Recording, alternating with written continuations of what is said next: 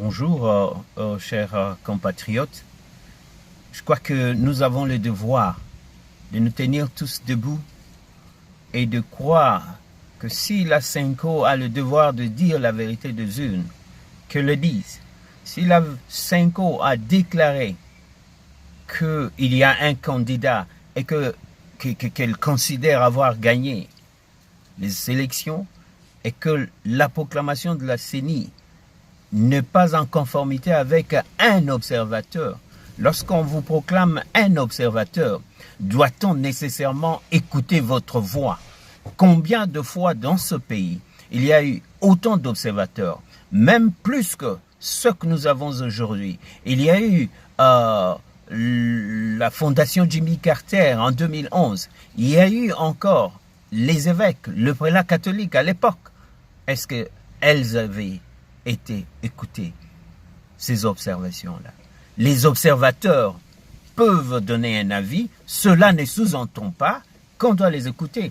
Il faut qu'on aille à la Cour suprême, à elle de trancher. Et si la Cour suprême tranche, alors ce sera le verdict final. Et en ce moment-là, tout le monde devra se prendre en charge. Soit qu'on est de l'UDPS et INC, soit qu'on est de Martin Fayulu.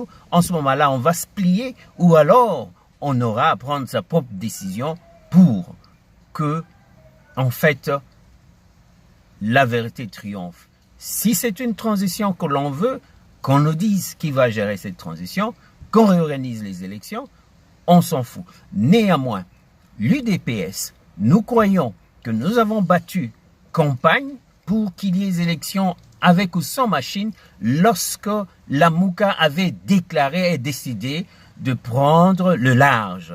Et si la Mouka était en train d'espérer qu'avec cette stratégie-là, nous croirions qu'il y a ou qu'il y aurait de gens qui sont en train d'observer ou des témoins suffisants pour la Mouka et qu'aujourd'hui, nous puissions accepter, nous qui avions fait aussi notre compilation, que la Mouka puisse détruire le pays en demandant aux jeunes, aux gens venant de Kikwit, de devoir, n'est-ce pas, renier la vérité des urnes. Vous avez réclamé la vérité des urnes. Nanga a donné la vérité des urnes, les urnes officielles. Je crois que la CENI ira défendre sa cause. La CENI défendra sa cause, l'UDPS défendra sa cause, l'UDPS et la CENI ont bel et bien des compilations de résultats. L'observateur va aussi déposer ses résultats. La Mouka doit nous prouver d'abord quels sont ces témoins auxquels il a fait allusion, parce que nous ne savons pas quand est-ce que la Mouka a envoyé le témoin, parce que la Mouka a battu campagne contre l'utilisation des machines. La Mouka n'a pas préparé les élections en allant former les témoins. Le témoin, ça ne sous-entend pas nécessairement parce qu'on a des candidats partout que ces témoins-là ont été là. Les témoins se forment, les témoins sont désignés à l'avance, les témoins sont donnés à la CENI. Qu'on nous donne la liste des témoins que la Mouka a désigné et envoyé à la CENI, qu'on nous donne la liste de témoins de l'UDPS, et nous allons en ce moment-là croire que les résultats que la Mouka nous brandit sont basés sur l'évidence et non pas sur une simple magouille de vouloir monter la population, amener la tension dans le pays, amener la division dans le pays. C'est ce que la Mouka veut, et la Mouka a toujours prêché, et c'était ça son cheval de bataille, que l'on puisse carrément recommencer les élections avec ceux qui sont absents, c'est-à-dire Bemba et notre ami Katumbi, qui du reste ont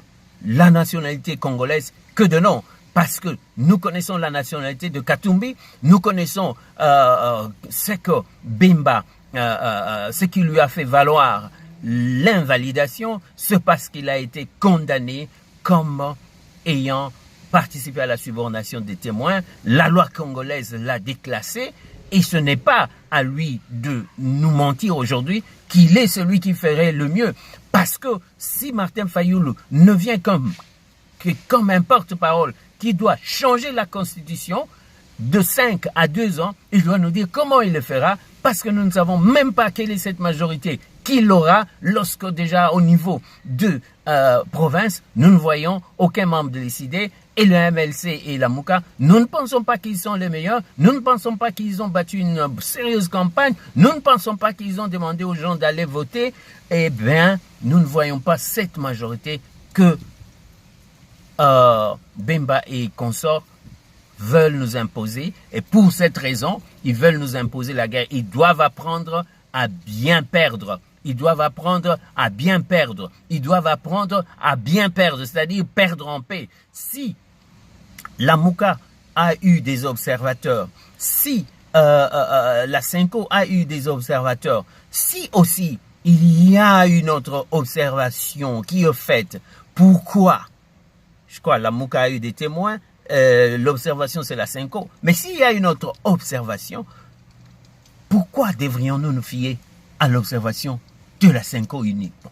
La Senko a fait une observation, mais elle a aussi utilisé les méthodes statistiques, des projections statistiques, et non pas nécessairement la compilation de tous les résultats. Et celui qui peut seul faire cela, ce n'est que la Senko. Alors, pourquoi et ce n'est plutôt que la CENI? Pourquoi la Senko s'obstine-t-elle à nous faire croire que parce qu'elle a fait une observation qui, en son sein, inclut une projection statistique, comme le dit l'abbé Chollet, c'est cela qui doit prévaloir sur celui qui a le droit d'avoir, de nous dire qu'il a compilé tout, qui est la CENI, et c'est un conflit qu'on crée pour rien.